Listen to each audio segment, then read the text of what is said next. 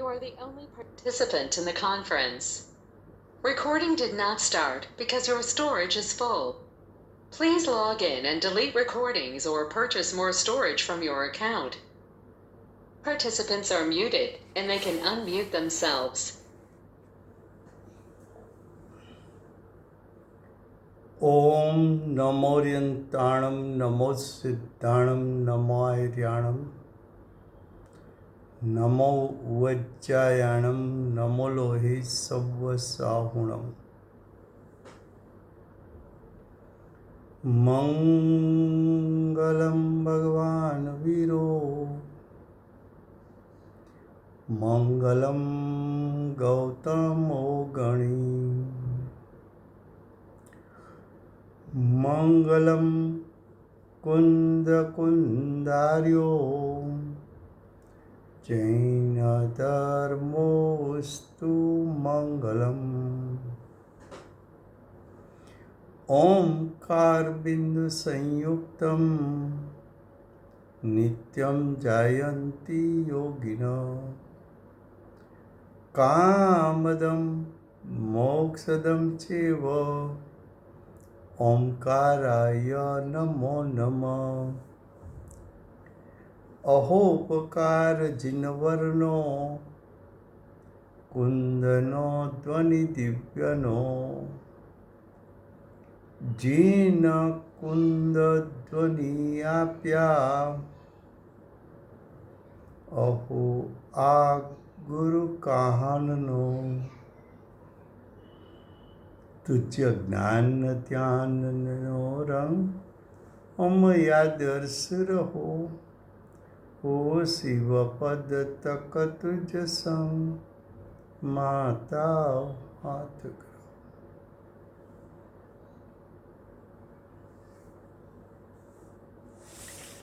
ये समयसार नाम का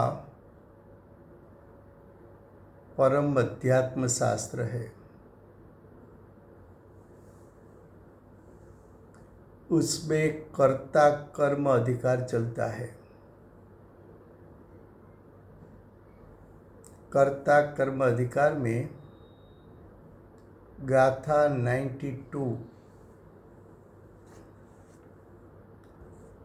उसका हेडिंग है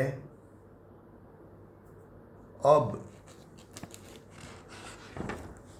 का अर्थ है अगली गाथा में आचार्य भगवान ने ऐसा कहा था कि 3 प्रकार के परिणाम विकार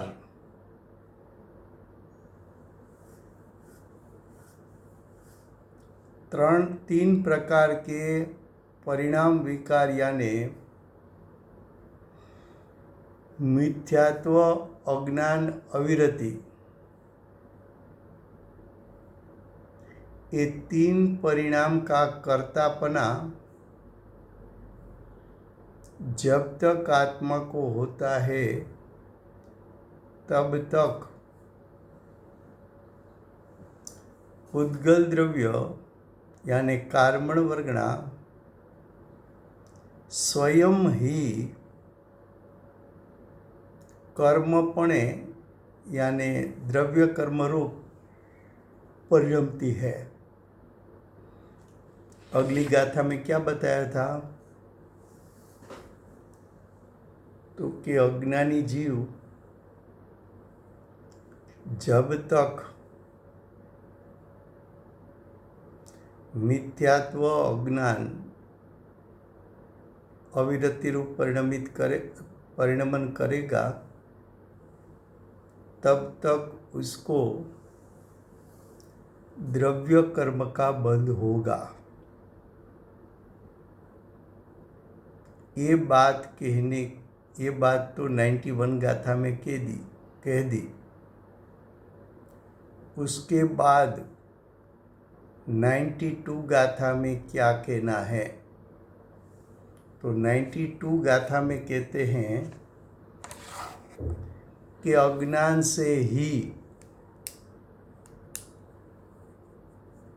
कर्म उत्पन्न होते हैं। यहाँ कर्म का अर्थ है भाव कर्म।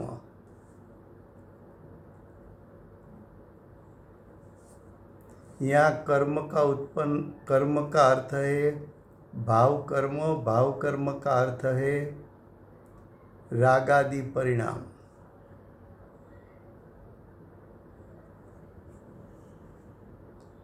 ये रागादि परिणाम उत्पन्न होता है,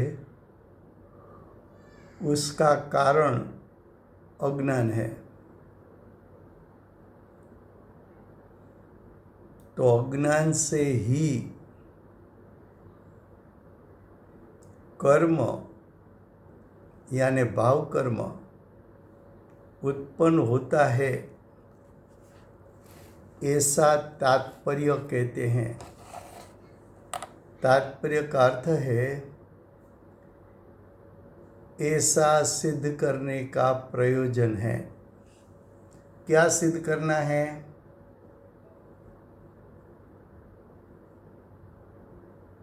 कि अज्ञान से रागादि परिणाम उत्पन्न होता है, ये बात इस गाथा में आचार्य भगवान सिद्ध करना चाहते हैं। फिर से गुजराती में।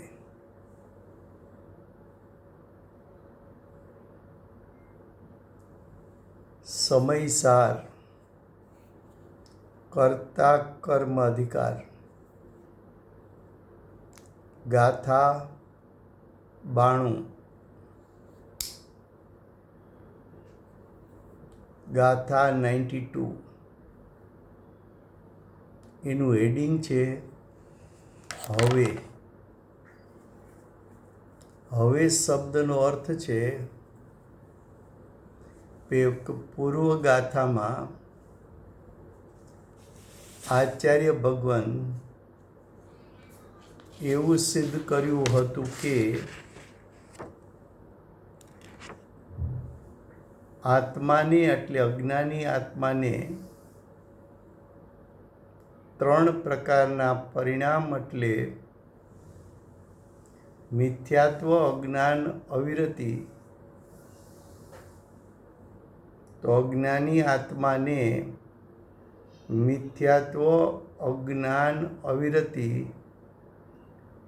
એવા ત્રણ પ્રકારના વિકારી પરિણામનું કર્તાપણું છે। અને આવું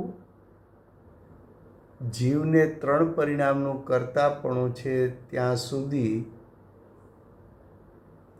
એ પરિણામના નિમિત્તે કારમણ વર્ગના પોતાની મેળે જ દ્રવ્ય કર્મ રૂપે પરિણમે છે। એ વાત સિદ્ધ કર્યા પછી 92 ગાથામાં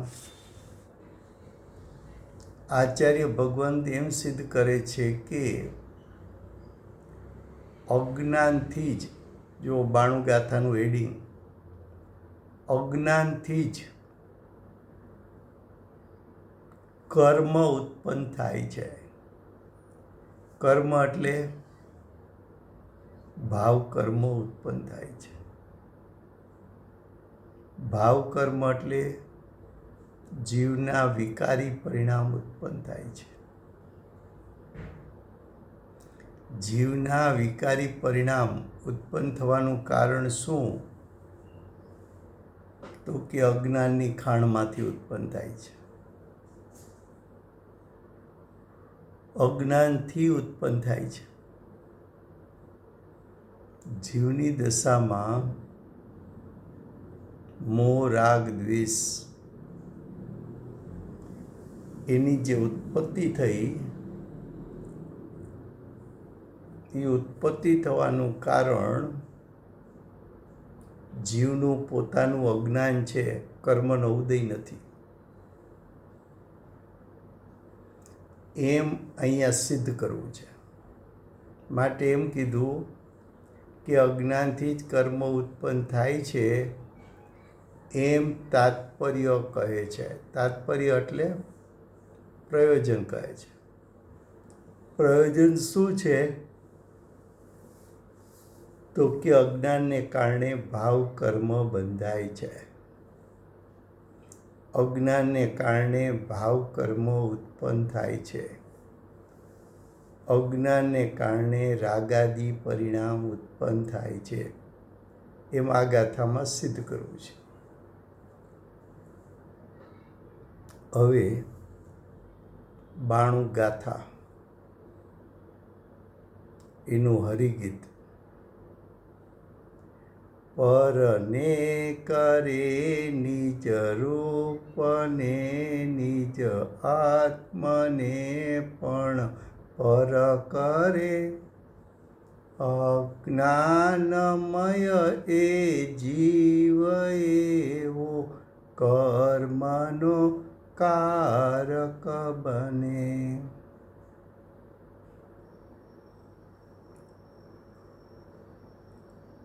ગાથાર્થ. જે એટલે જીવ. પરને એટલે રાગને.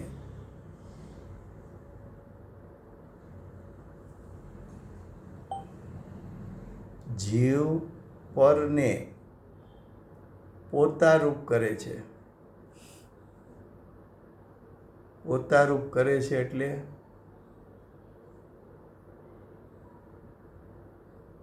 કે રાગને જ પોતાનું સ્વરૂપ માને છે.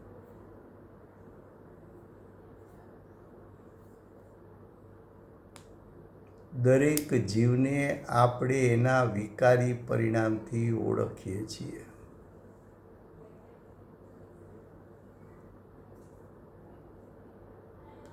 કે આ ભાઈ બહુ ઉદાર છે. તો ઉદારપણું એ પુણ્ય ભાવ છે, શુભ રાગ છે. આ મુમુક્ષુ લોભી છે. આવા પ્રસંગે પણ ધનનો ખર્ચ કરી શકતા નથી. તો લોભીપણું એ કસાય છે. ક્રોધ, માન, માયા, લોભ કસાય છે.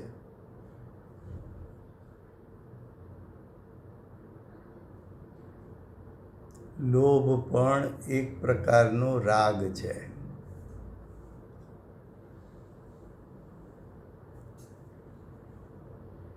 તો જીવનું સ્વરૂપ, જીવ જાણે સ્વભાવથી રાગી હોય એવી માન્યતા કરવી, એને અહીંયા એમ કહે છે કે જે એટલે જીવ, પરને એટલે રાગને પોતારૂપ કરે છે. એટલે કે રાગ જ પોતાના સ્વભાવરૂપ છે.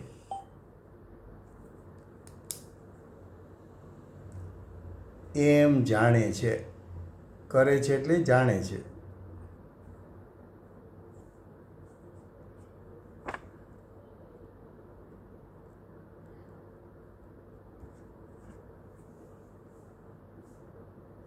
परिवार हिंदी में गाथार्थ में क्या लिखा है? जो यानी जीव, पर को, पर का अर्थ राग को। राग को पर क्यों कहा? तो कि जब ज्ञायक स्वभाव में हूँ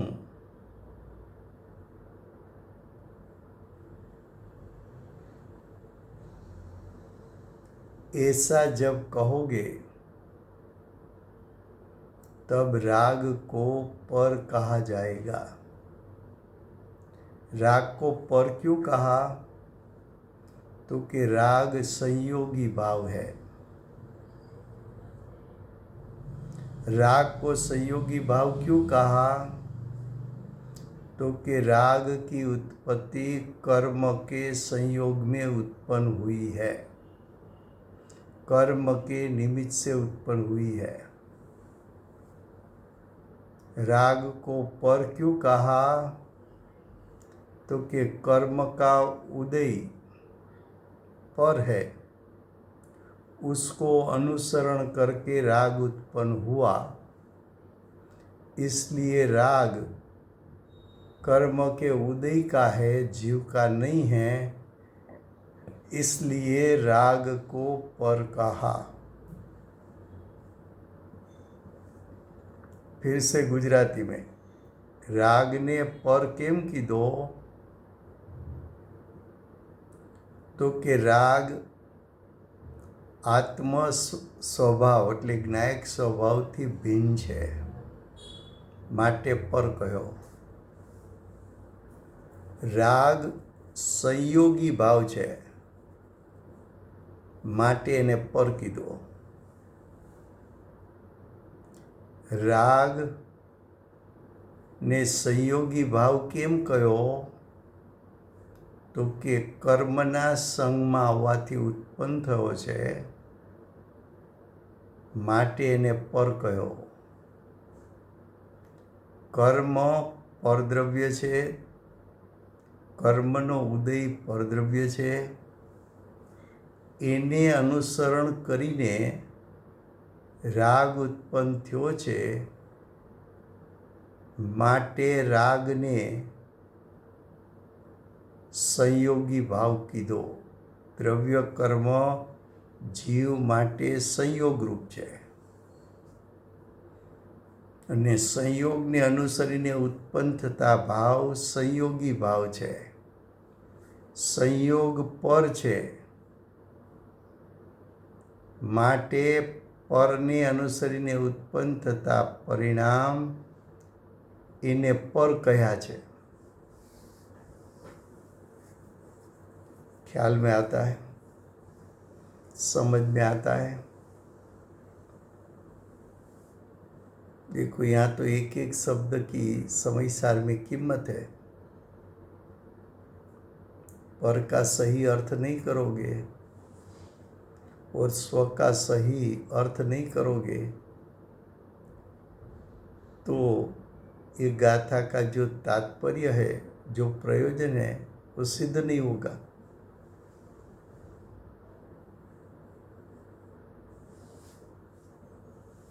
क्या कहा? जो पर को पोता रूप करता है, पोता रूप करता है यानी पोता रूप जानता है।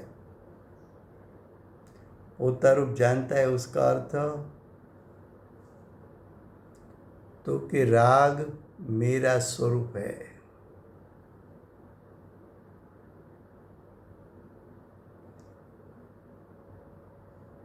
उसको तो मेरे प्रति बहुत प्रेम है, तो प्रेम है वो राग है। तो क्या आत्मा रागी है स्वभाव से?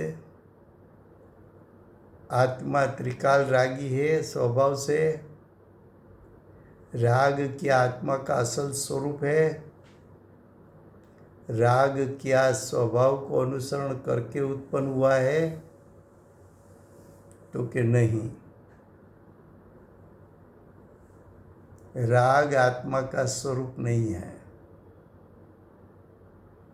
राग आत्मा के स्वभाव को अनुसरण करके परिणमन किया नहीं है। राग की उत्पत्ति पर्याय की योग्यता से उत्पन्न हुई है। राग कर्म के उदय को अनुसरण करके उत्पन्न हुआ है। कर्म का उदय परद्रव्य है, मेरी सत्ता से भिन्न है, अचेतन है, पुद्गल है। मैं चैतन्यमय आत्मा हूँ, मैं भगवान आत्मा हूँ।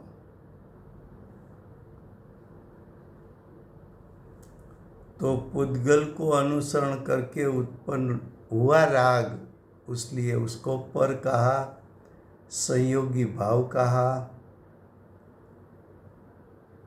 वो आत्मा से राग को भिन्न कहा।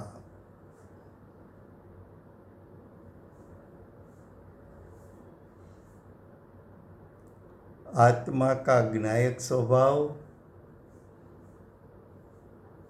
और राग, ज्ञायक स्वभाव राग नहीं है, राग ज्ञायक स्वभाव नहीं है। ज्ञायक स्वभाव राग रूप नहीं हो सकता, राग ज्ञायक स्वभाव रूप नहीं हो सकता।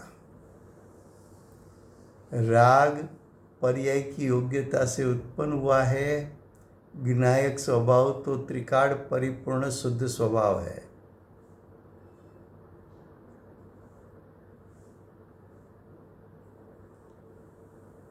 શું કહ્યું?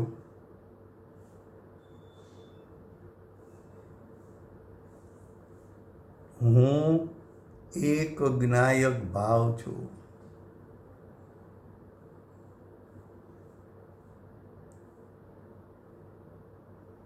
મારો જ્ઞાયક સ્વભાવ ત્રિકાળ છે, પરિપૂર્ણ છે, પૂર્ણ શક્તિરૂપ સામર્થ્યવાળો છે। રાગ મારાથી ભિન્ન છે। રાગ પર્યાયની યોગ્યતાથી ઉત્પન્ન થયો છે। રાગ કર્મના ઉદયના લક્ષથી ઉત્પન્ન થયો છે। રાગ કર્મના ઉદયના સંયોગથી ઉત્પન્ન થયો છે।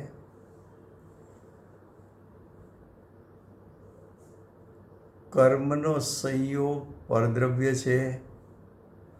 પરદ્રવ્યને અનુસરણ કરીને રાગ ઉત્પન્ન થયો હોવાથી રાગ પણ પૂતગલના પરિણામ છે। એ રાગ મારા જ્ઞાયક સ્વભાવથી ભિન્ન છે। એ રાગ મારા જ્ઞાયક સ્વભાવને સ્પર્શી શકતો નથી। એ રાગ જ્ઞાયક સ્વભાવમાં પ્રવેશી શકતો નથી। જ્ઞાયક સ્વભાવ રાગરૂપ થઈ શકતો નથી, રાગ જ્ઞાયક સ્વભાવરૂપ થઈ શકતો નથી।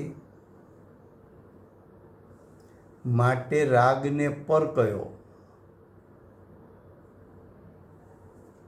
હવે આવો રાગ જે પર છે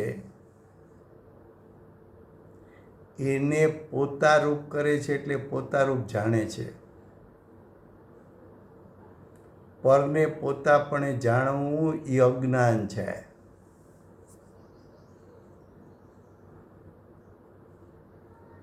રાગને પોતાપણે જાણવો એ અજ્ઞાન છે। રાગને આત્માનો સ્વભાવ જાણવો એ અજ્ઞાન છે। क्या कहा? जो पर को यानी राग को पोता रूप यानी ज्ञायक स्वभाव रूप करता है यानी जानता है, तो राग को ज्ञायक स्वभाव रूप जानना वो ज्ञान है। ज्ञायक तीन काल में राग रूप नहीं हो सकता, राग तीन काल में ज्ञायक रूप नहीं हो सकता। ज्ञायक स्वभाव राग से भिन्न तत्व है। राग में छुपा हुआ एक ज्ञायक स्वभाव है। वो तो त्रिकाल है, परिपूर्ण है, भगवान आत्मा है। राग तो विकार है, एक समय का है, पर के लक्ष्य से उत्पन्न हुआ है, पर को अनुसरण करता है।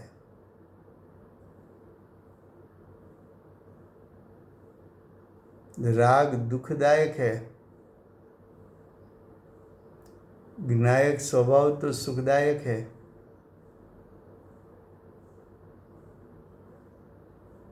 तो एक तरफ ज्ञायक स्वभाव, दूसरी तरफ पर यानी राग। अज्ञान कैसे उत्पन्न हुआ? अज्ञान किसको कहा? कि जो जीव राग मेरा स्वभाव है, राग मेरा स्वरूप है, राग मेरा कर्तव्य है, ऐसा जानता है, ऐसा जानपना वो अज्ञान है। अब आगे, और स्वयं को भी पर करता है। क्या कहा? कि पहले ऐसा कहा कि राग मेरा स्वरूप है, ऐसा माना।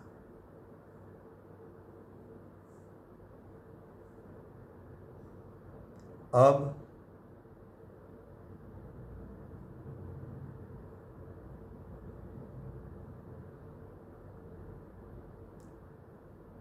ज्ञायक राग रूप है, ऐसा माना।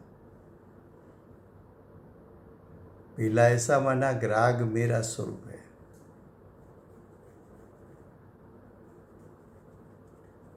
अज्ञान क्या हो गया?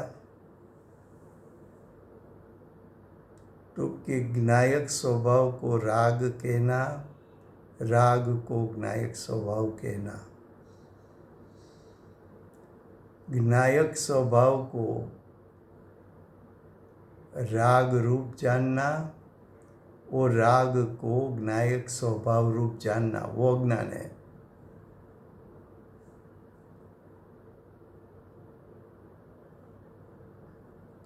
वो अज्ञानमय जीव जब ऐसा स्व और पर का भेद ज्ञान नहीं किया, स्व और पर के बीच में संकर दोष किया, खिचड़ो कर दिया, होच पोच,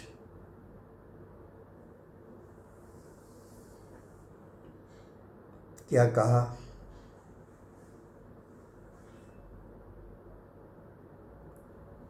जो राग मेरा स्वरूप है, ऐसा जो अज्ञान उत्पन्न हुआ, वो अज्ञान के कारण जो मोह राग द्वेष उत्पन्न हुआ, वो मोह राग द्वेष का निमित्त पाकर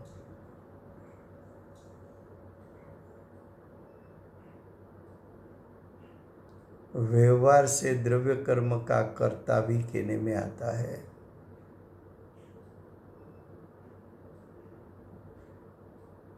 लेकिन यहाँ द्रव्य कर्म की बात नहीं करनी है।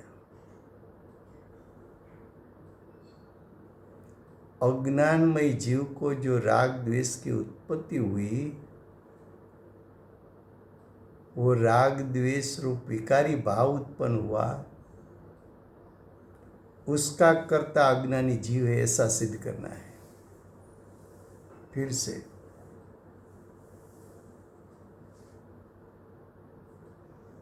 सिद्ध क्या करना है? तो कि अज्ञानी कर्ता है और राग द्वेष उसका कर्म है, ऐसा सिद्ध करना है।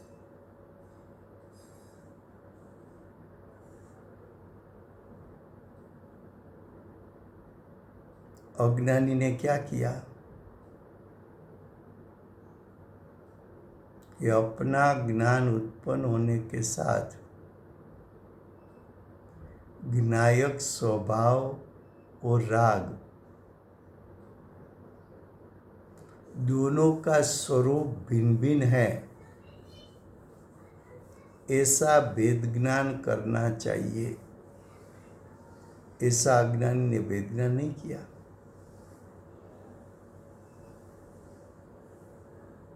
अज्ञानी ने क्या किया? तो कि अज्ञानी ने ज्ञान स्वभाव को राग रूप जाना और राग रूप स्वभाव को ज्ञान रूप जाना।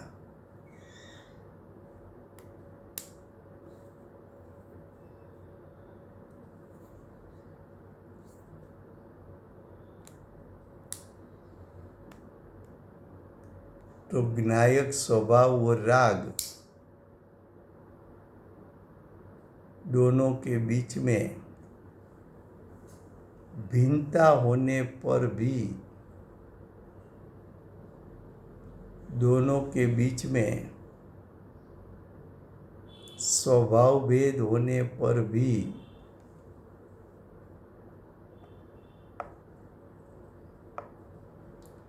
अज्ञानी ने भिन्नता का भान नहीं किया, उसको अज्ञान कहने में आता है। जब ये अज्ञान होता है तब जीव की सत्ता में रागादि का उत्पन्न होना, भाव कर्म का उत्पन्न होना, वो भाव कर्म का कर्ता कौन? तो कि भाव कर्म का कर्ता अज्ञान है।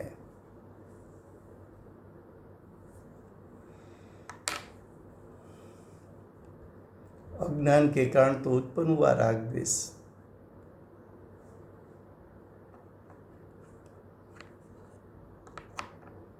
अब देखो टीका, पहले गुजराती में पढ़ते हैं। अज्ञान थी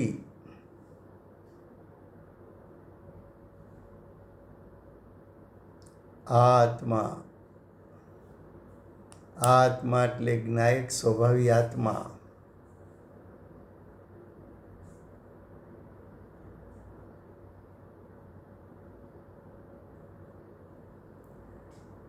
પરનો અને પોતાનો, પરનો એટલે રાગનો, પોતાનો એટલે જ્ઞાયક સ્વભાવનો, પરસ્પર એટલે જ્ઞાયક સ્વભાવ અને રાગ વચ્ચે વિશેષ યાને ભેદ તફાવત ને જાણતો હોય ત્યારે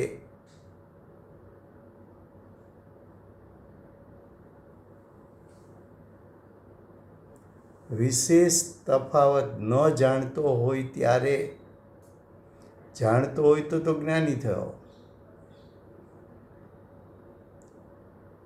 આગળ ન શબ્દ છે, તફાવત ન જાણતો હોય ત્યારે, ફરીવાર ટીકા, અજ્ઞાનથી આ આત્મા એટલે જ્ઞાયક સ્વભાવી આત્મા, પરનો એટલે રાગનો, તો રાગ અને જ્ઞાયક સ્વભાવી પોતાનો આત્મા, પરસ્પર એટલે રાગ અને જ્ઞાયક સ્વભાવી આત્મા વચ્ચે વિશેષ એટલે ભેદ તફાવત, બંને વચ્ચે શું અંતર છે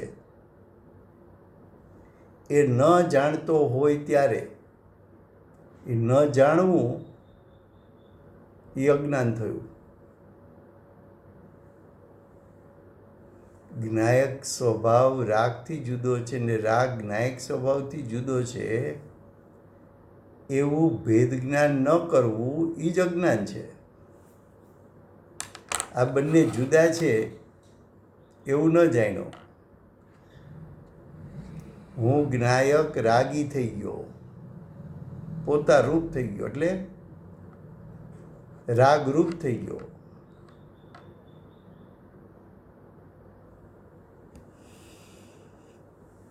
રાગરૂપ થઈ ગયો,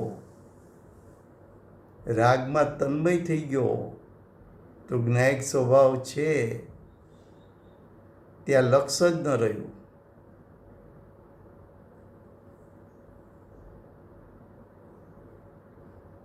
જ્ઞાયક સ્વભાવ વિદ્યમાન છે, રાગ પણ વિદ્યમાન છે, જ્ઞાનનું કાર્ય શું?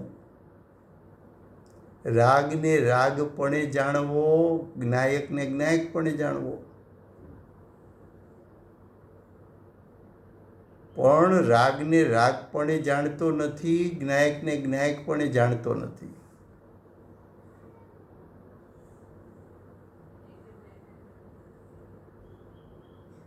રાગની મીઠાશને ભોગવે છે ત્યારે ભાન ભૂલી જાય છે.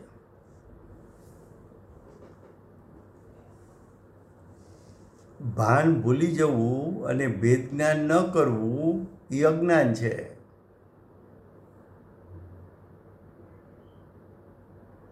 રાગના સ્વાદમાં તન્મય થયો, થવું જોઈએ જ્ઞાયકમાં તન્મય.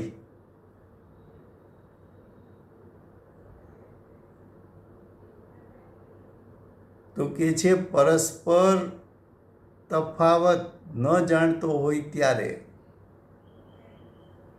પરને એટલે રાગને પોતારૂપ કરતો. રાગ જ મારું સ્વરૂપ છે.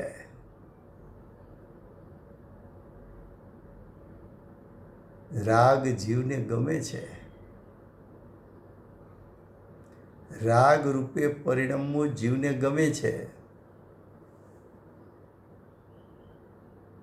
રાગમાં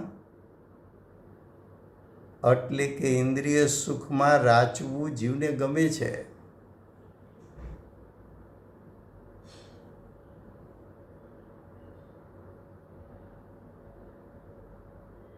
અને રાગના કાળે હું જ્ઞાયક છું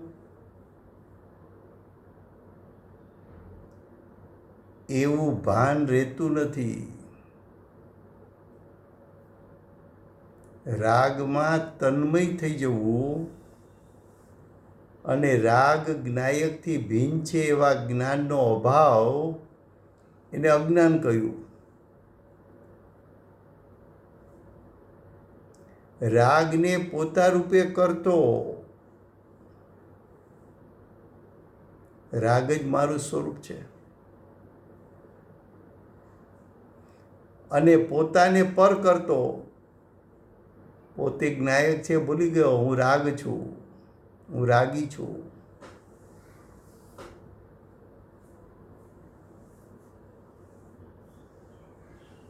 ઓહો, તમે આવ્યા તો અમને બહુ ગમ્યું. લાગણીનો ઉભરો ઉત્પન્ન થયો. એ ઉભરામાં જ્ઞાયક ખોવાઈ ગયો. આ વિધિ પ્રતિષ્ઠામાં બહુ મજા આવી. એ મજામાં જ્ઞાયક ખોવાઈ ગયો. હું જ્ઞાયક છું એ ભૂલાઈ ગયું.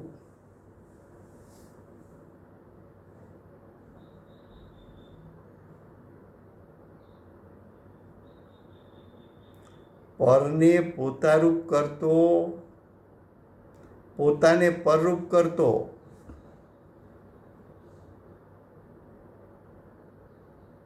પોતે અજ્ઞાનમય થયો થકો. અજ્ઞાનમય કેમ કીધો? કે જ્ઞાયક સ્વભાવ પણ હું ત્યાં વિદ્યમાન છું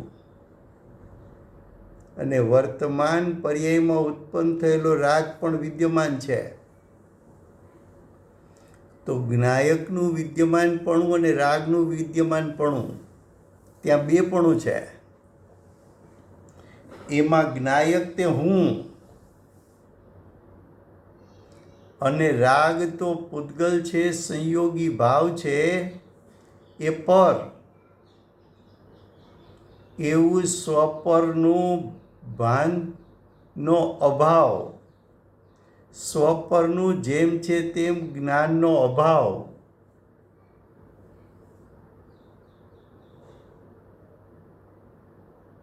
રાગ તરફ વળી ગયો,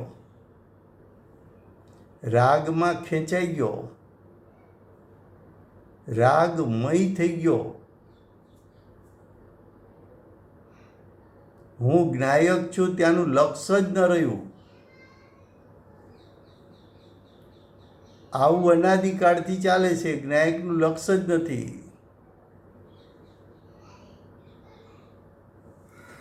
તો જ્ઞાયકનું લક્ષ ન રહેવું અને રાગમાં ખેંચાઈ જવું અને રાગ મારું સ્વરૂપ છે એવું જાણવું, એટલે એમ કીધું કે અજ્ઞાનમય થયો થકો.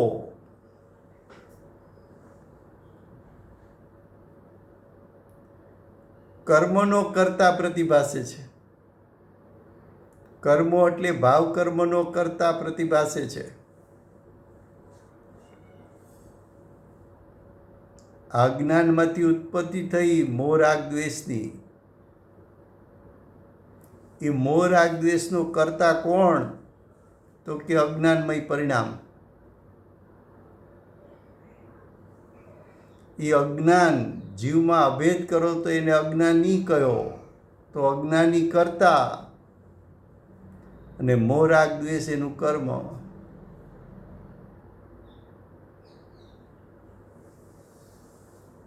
તો કે છે આ વાતને સ્પષ્ટતાથી સમજાવવામાં આવે છે. આગળ ટીકાકાર આચાર્ય દ્રષ્ટાંત આપીને વિસ્તાર કરશે. फिर से हिंदी में ये गाथा वेद ज्ञान की गाथा है. कर्ता कर्मपणा छूट जाए, यानी अज्ञान छूट जाए और ज्ञानी हो जाए, ऐसी गाथा है. देखो फिर से टीका. अज्ञान से ये आत्मा, ये का अर्थ है ज्ञायक स्वभावी आत्मा.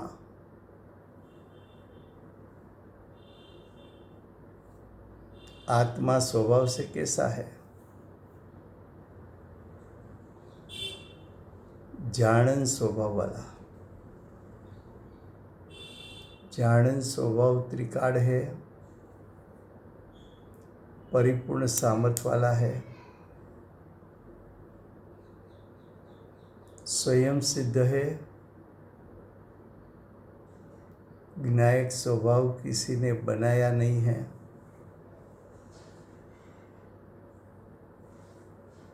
उसका कार्य तीनों काल जानना जानना जानना.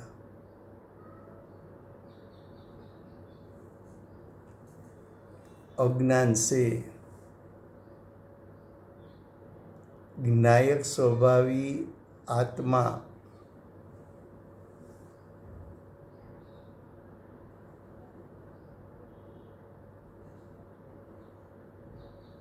तो अज्ञान से ज्ञायक स्वभावी आत्मा पर का और स्व का परस्पर, यानी दोनों के बीच में, पर और स्व के बीच में विशेष, विशेष यानी भेद, विशेष यानी अंतर,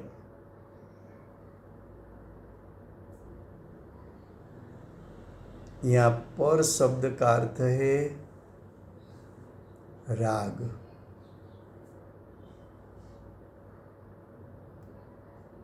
ज्ञायक स्वभावी आत्मा वो स्व, राग पर.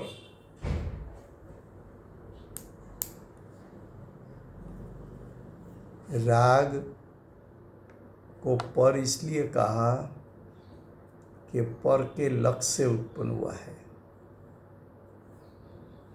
राग को पर इसलिए कहा कि राग आत्मा में से बाहर निकल जाता है. जो ज्ञान का स्वरूप है, ज्ञायक स्वरूप है, वो तीनों काल आत्मा में अभेद रहता है.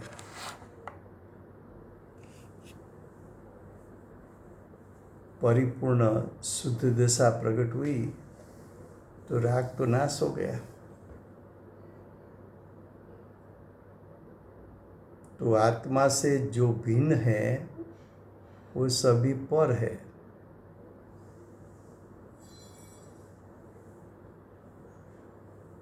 अज्ञानी ने क्या किया? ये किसकी बात चलती है? अज्ञानी की नहीं, हम सब की बात चलती है। हम सब अज्ञानी हैं। ये अज्ञानी की बात चलती है ऐसा समझकर ये थर्ड पार्टी की बात है, मुझे कुछ लागू नहीं होता, ऐसा नहीं है।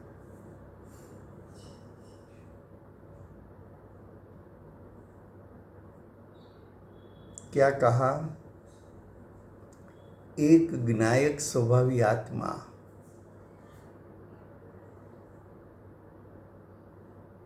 और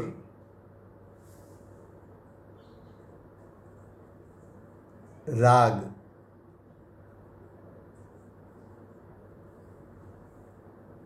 पर, राग को पर कहना है, ज्ञायक स्वभाव को स्व कहना है। तो स्व और पर, स्व का स्वभाव, ज्ञायक का स्वभाव भिन्न, राग का स्वभाव भिन्न। ज्ञायक का स्वरूप भिन्न, राग का स्वरूप भिन्न।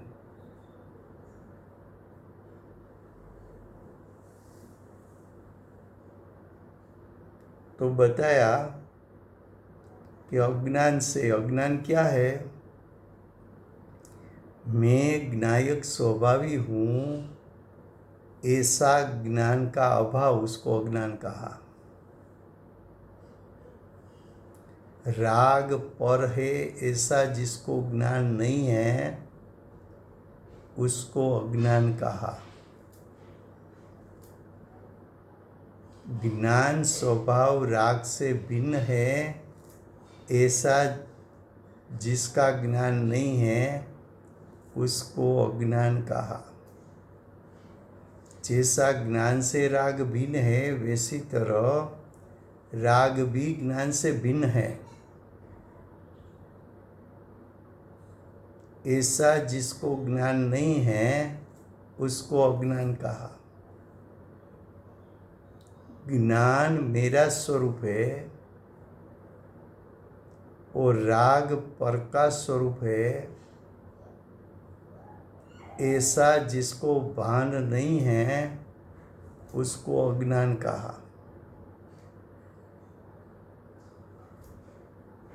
तो अज्ञान के कारण हुआ क्या?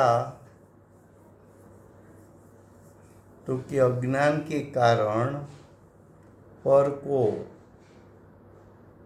और स्वयं यानी स्व को, तो पर और स्व परस्पर यानी एक दूसरे से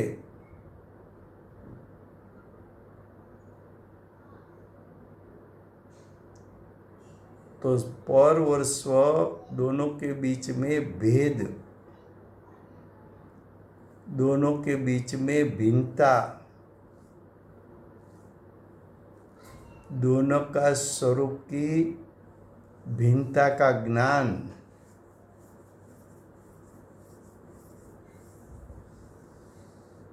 दोनों के बीच में अंतर है, दोनों का स्वरूप भिन्न है, एक स्वभाव रूप है एक विभाव रूप है, ऐसा न जानना वो अज्ञान है। और जब ऐसा अज्ञान होता है तब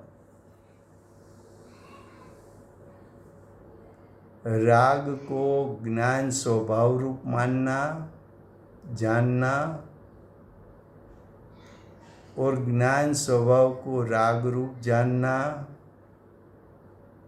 स्व को पर कहना, पर को स्व कहना, पर के स्वरूप को स्व का स्वरूप जानना, स्व के स्वरूप को पर का स्वरूप जानना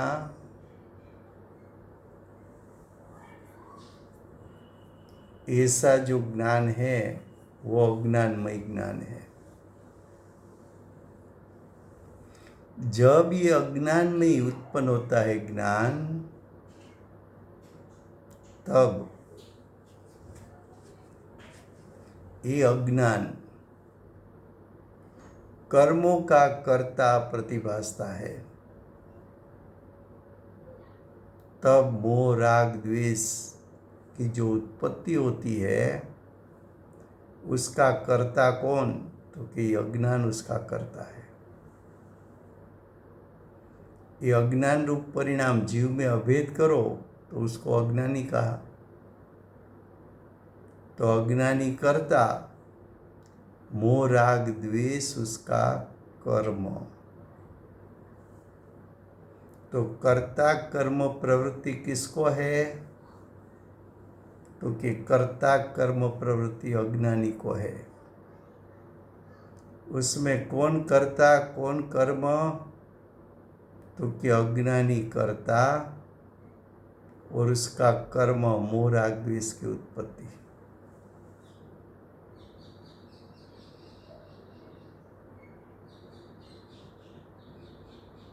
ख्याल में आता है?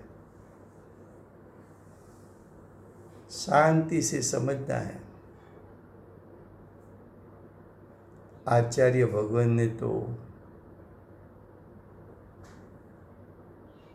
आत्मा की अनुभूति के काल में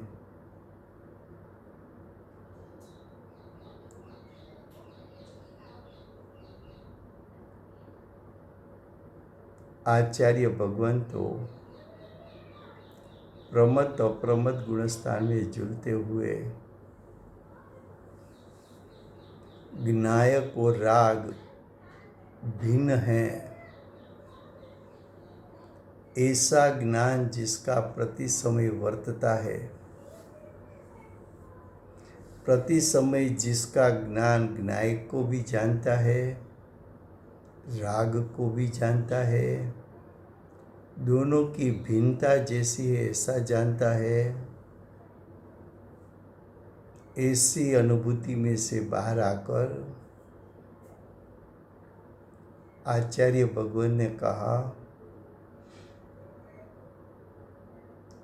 कि ज्ञायक स्वभाव वो स्व है, राग पर है। राग ज्ञायक स्वभाव नहीं, ज्ञायक स्वभाव राग नहीं। राग ज्ञायक स्वभाव रूप नहीं होता, ज्ञायक स्वभाव राग रूप नहीं होता। ज्ञायक स्वभाव तो त्रिकाल है, वो तो तेरा त्रिकाल परिपूर्ण शुद्ध स्वरूप है। राग तो एक समय की पर्याय है, योग्यता है वर्तमान पर्याय की, वो तेरा असल स्वरूप नहीं है। राग पर से दृष्टि हटा दे और दृष्टि ज्ञायक पर जमा दे तो मैं ज्ञायक हूँ, ऐसा हूँपना जब ज्ञायक में हुआ उसी समय तुझे सम्यक दर्शन की प्राप्ति यानी ज्ञायक की प्रतीति होगी। और जब ज्ञायक की प्रतीति होगी तब तुझे मालूम पड़ेगा कि मेरा ज्ञायक का स्वरूप राग से भिन्न है। ख्याल में आता है?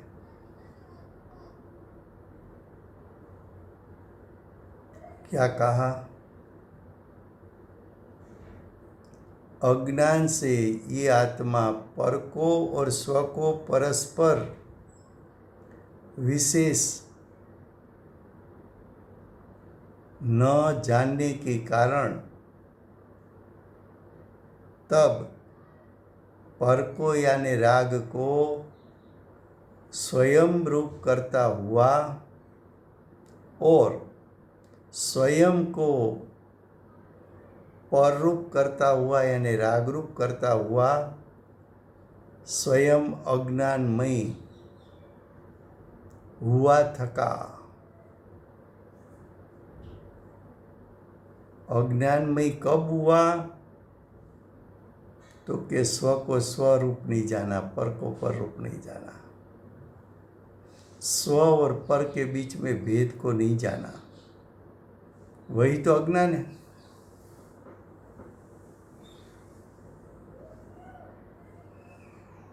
जब अज्ञान उत्पन्न हुआ, जब जीव अज्ञानमय हो गया, तब कर्मों का कर्ता, यहाँ कर्म का अर्थ भाव कर्म का कर्ता,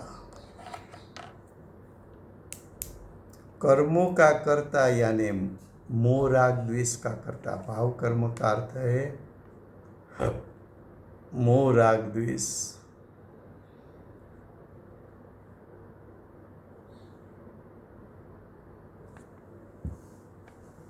तो मोह राग द्वेष का कर्ता प्रतिभासता है। तो मोह राग द्वेष की उत्पत्ति किसने की? अज्ञान ने। और अज्ञान रूप परिणाम जीव में अभेद करो तो उसको अज्ञानी कहा। तो अज्ञानी को कर्ता कहा, मोह राग द्वेष उसका कर्म कहा।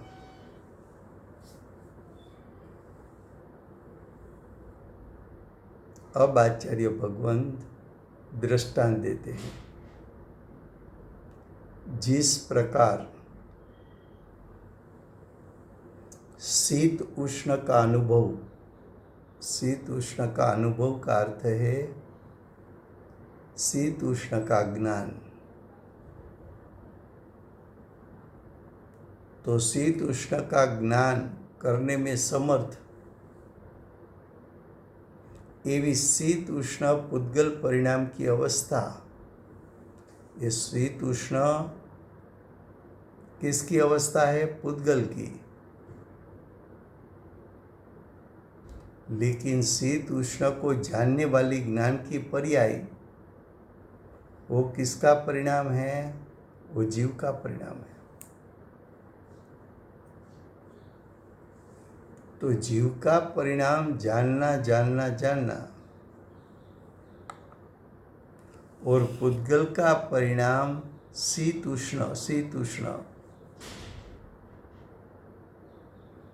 तो जीव का परिणाम भिन्न है, पुद्गल का परिणाम भिन्न है।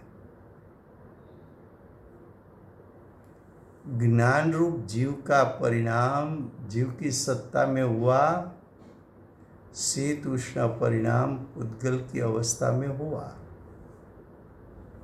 पुद्गल की सत्ता में हुआ।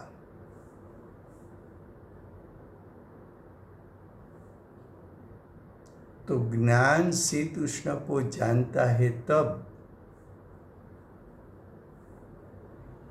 ज्ञान तो जीव की सत्ता में हुआ और शीत उष्णता तो पुद्गल की अवस्था में रही। दोनों तो भिन्न है। वहां भिन्नता मालूम पड़ती है कि नहीं पड़ती है? तो क्या पड़ती है? क्या ज्ञान शीत उष्ण हो गया? कि ज्ञान शीत उष्ण से भिन्न हो रहकर जान लिया?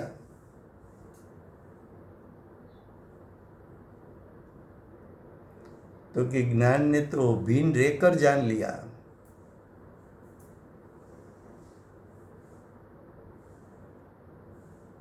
उसका विस्तार कल चलेगा, समय हुआ है। वर्तमान 24 आखरी तीर्थंकर बाल ब्रह्मचारी महावीर भगवान नो जय हो।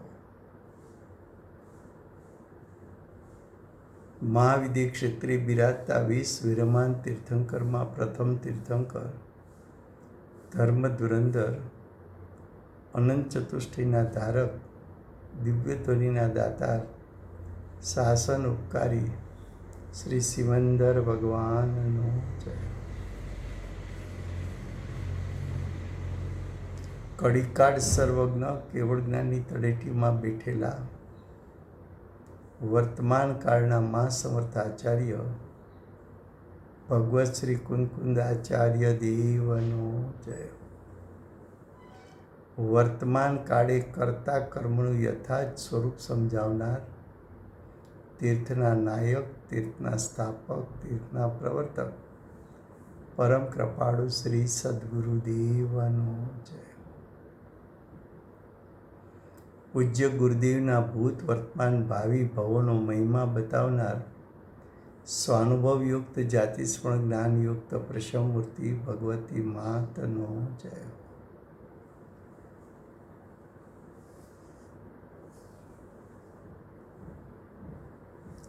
સમ્યક દર્શનની પ્રાપ્તિમાં નિમિત્તરૂપ સર્વ જીનવાણી માતનો જય હો. પૂજ્ય ગુરુદેવ અને માતાજીની સાધના ભૂમિ સુવર્ણપુરી ધામનો જય હો.